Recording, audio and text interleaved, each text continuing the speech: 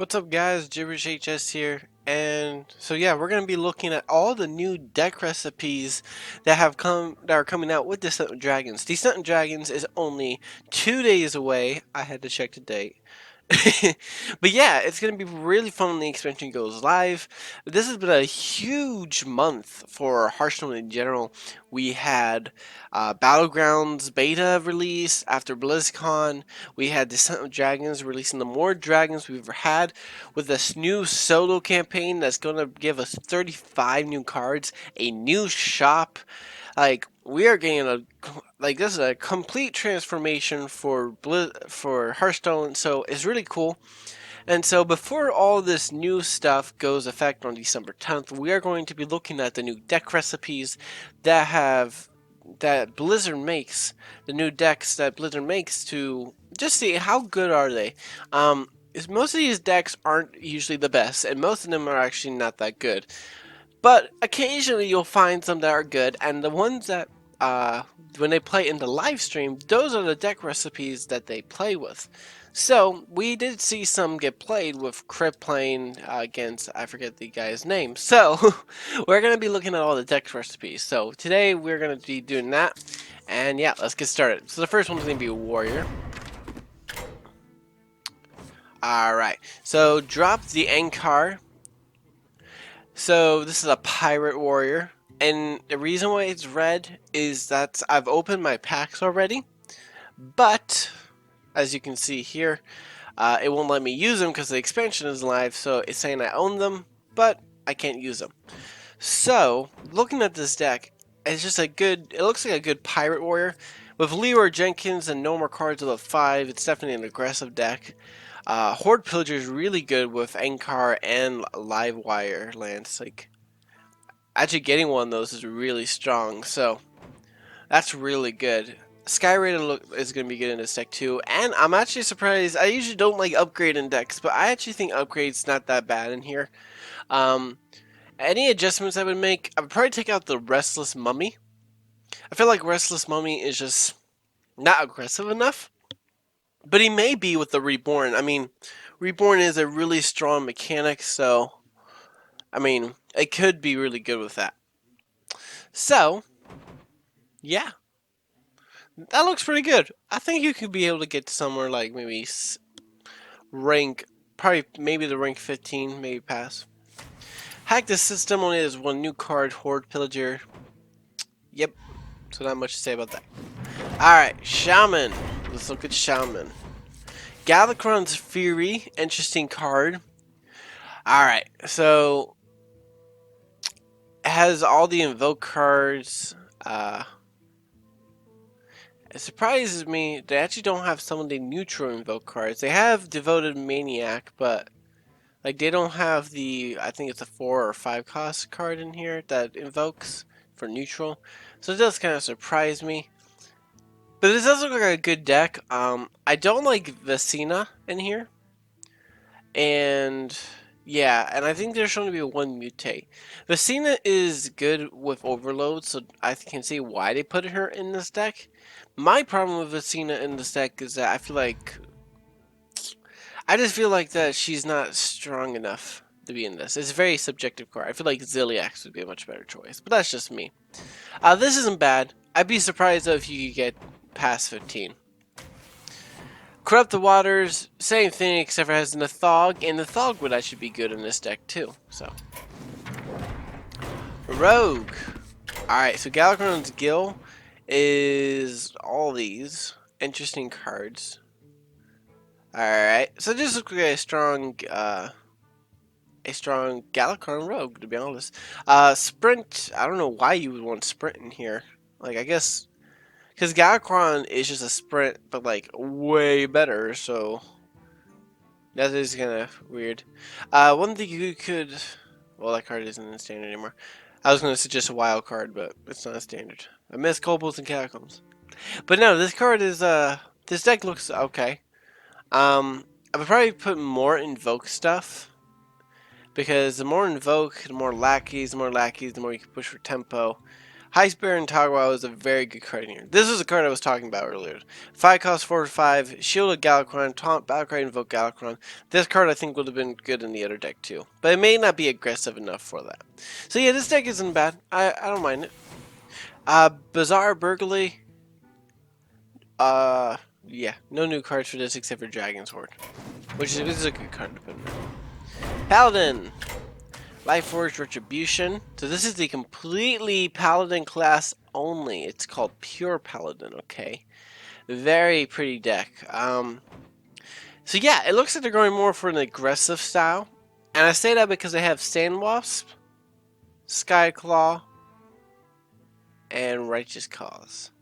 Now, don't get me wrong, those cards are good, but I would have probably gone more late game. Cards like Lightforge Crusader are really good, and I think if you had late games to go with it, it could help you push through the late game. And I feel like Tier and Forging, it's like I wouldn't put Tier. To me, it feels like they're divided. You know, you got these cards. The first like I don't know, 10 cards are like, okay, we got good aggressiveness going on here. You know, we got side quests that buffs. We got Micro Mummy, Sandwasp that gives me minions. Also, Skyclaw, Bronze Explorer. But then, once you hit 4 to 5, oh, there is no 5, you start getting to buffs, alright? So this is kind of okay. But then you get to Life Force Crusader and Tyrian Forging, and like these are kind of more late game stuff. So I feel like you don't want to be in the early game when you get to these. So to me, I probably wouldn't have Forging in an aggressive deck. I would try to devote either one way or another. So either go more aggressive or go more late game. So I don't think this will get you to past 15, but it's not that bad. It just needs some tweaking. Perfect Justice is the same except for his Bronze Explorer and Amber Watcher. And Amber Watcher I actually think would be pretty good in here. Yeah, I think that would be a decent card if you're going the late game route. And I think I saw Alexstrasza. Yeah, Dragon Queen Alexstrasza's in here. So this is a Highlander deck, and wow, is it expensive. How many legendaries are in here? 1, 2, 3, 4, 5, 6, 7, 8, 9. Holy crap, that's a lot. That's why I don't play Paladin. Alright. Dragonbane's Devastation. Now this is a secret hero power deck. So you got a Dwarven Sharpshooter, the Dragonbane, so those and the Toxic Reinforcement. So those really are pushing you for the hero power, and then you got the secrets to complement it. So to be honest, I feel like of all the classes that we've seen, I feel like Hunter has kind of been overlooked as some of it. Like, don't get me wrong, some of these Hunter cards are really cool, but I feel like they put more effort in some of the other kinds. So like Pure Paladin, that took they put cards just for that. That took thought and time. Galakrond decks, alright, that was a lot of work. We got big cards like Ysera for Druid, things like that. Malygos for Mage. And for us, we got Dragonbane and like a different dragon. So like, don't get me wrong, the cards we got for Hunter are good. I just feel like they didn't put as much work as for Hunter. I don't think they made this expansion and really focused on Hunter that much.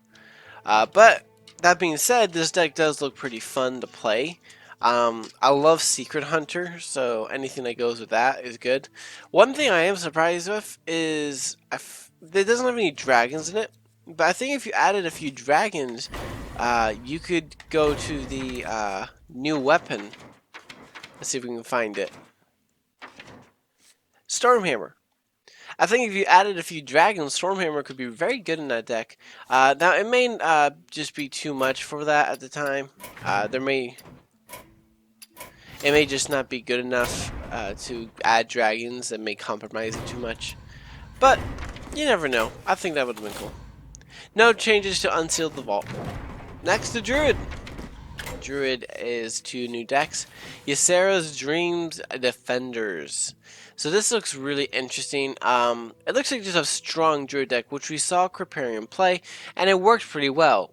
Though, that being said, he got a really good hand. Not just because Crip's a great player, but for his Kindle Roost, he got, I think, like on turn 5 or something like that. I could be wrong, but getting down on turn 5, it made all his dragons so much cheaper. And, like, that's the goal. That's the dream with first Kindle Roost. But if you don't get her that early, how good is she? And I'm sure she's still, a deck's still good. That's just something I've just wanted to think about. But that being said, this card is very, very, very strong. This deck, I mean. I keep saying card. Alright. Next is Trees Are Friends. So yeah, this deck, I think it's not going to go too well, if I'm being honest. Now, that's just going to have to wait to see Goro the Might Tree. I just think that, I don't know, to me this deck doesn't seem as strong as it probably should be. I feel like they keep trying to put for a Treant deck, but then they don't actually, they only give you like 2 or 3 cards for it. So I feel like if they really want us to play Treant decks, they should give us better cards for it. Which Goro the Might Tree is a great card, but I feel like 2/2 would be more appropriate because Treants are good, but like if you transform them into 5/5s, then you don't get it. Summon 3/3s, that's pretty good, but you know it's not. I don't know if it's enough. So I like this deck, and I love Treant Druid. I'm just not sure if it's strong enough yet. Warlock. The Clutches of Valdris. Now, I'm not sure if Valdris is actually a guy in just in Hearthstone or in Warcraft lore, so please let me know which one he's in. So Nether Breath, deal 2 damage, yeah. This is the new hand lock they see with some dragons in it, which is very good, by the way. They have a lot of good board clears in here. I think they do need to make some changes to it. So more cards that rely on hands, so like Witchwood Grizzly would be good in here. But then again, Witchwood Grizzly goes out next expansion, so keep that in mind. A lot of these cards, Ziliax is going out, which is going to be a big change in the meta. So is Dragon Ball Scorcher. Anything that was in Witchwood, yeah, it was in Witchwood, Boomsday, and Rusticon's Rumble is going out next. So we're going to have the least amount of cards in the expansion. It's going to be big. It's going to be a big transformation. Zeraku the Warp looks pretty good. I kind of feel like he was just thrown in here. He doesn't really do too much for your hand. But he is a good card. I feel like Zeraku the Warp should be in a Shuffle Lock deck, though. He would go so much better. Like, imagine getting this card with your... it's like a Felgor or something. The 7 costs like 3/6 or something that summons a copy of minion with Rush, or like Puppet Master. So those cards I think would be much better with Zeraku. So interesting idea. Yeah, this deck isn't bad. I just think it needs more cards to support the hand theory. And then Infestation has no changes. Mage. All right, aspects of the arcane. Okay. So this looks pretty strong, actually. So it's more minion base. It's got Khadgar, so they obviously want to do some summoning with the Conjurer's Calling. Which, that may be enough, but... And they got Power Creation. So yeah, this is probably... Khadgar is probably good in here, yeah. Kalecgos, of course, is really good. I love Kalecgos. He's one of my favorite... He is my favorite aspect of all the dragon aspects, so... Yeah, this is all looks really good. Dragoncaster is one of the craziest mage cards that we have had this whole series, I feel like. If you guys ever, if you guys play Gadgetzan, there was a legendary for Highlander that said there was something cost 5/5, I believe, and it was, Battlecry, if your deck has no duplicates, your next spell this turn costs 0. This is if you're holding a dragon, your next spell this turn costs 0. So this is way better to me, and I think it's great. And it's only an epic, right? Or is it an epic or is it a rare? So, crazy, guys.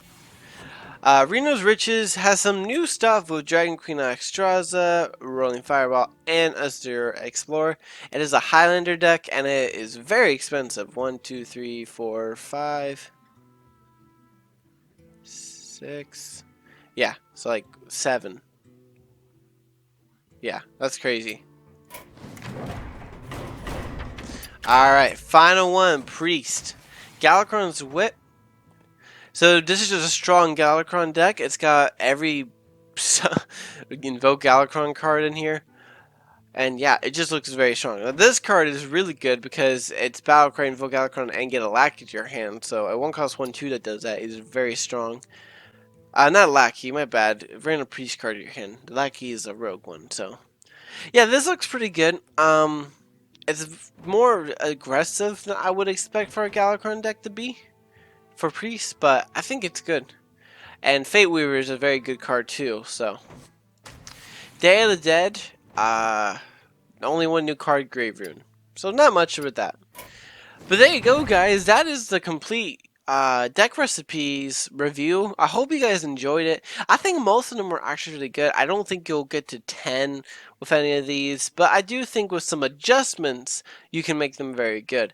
A lot of these just take some adjusting to do and all that. So I've just changed little things with them, guys. Make them a little better and have fun with it. I can't wait to try out the recipes you guys got.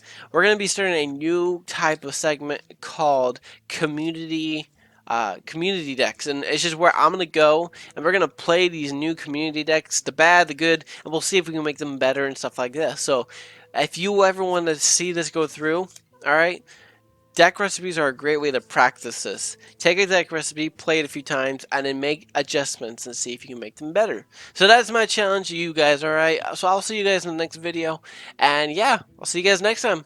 Bye.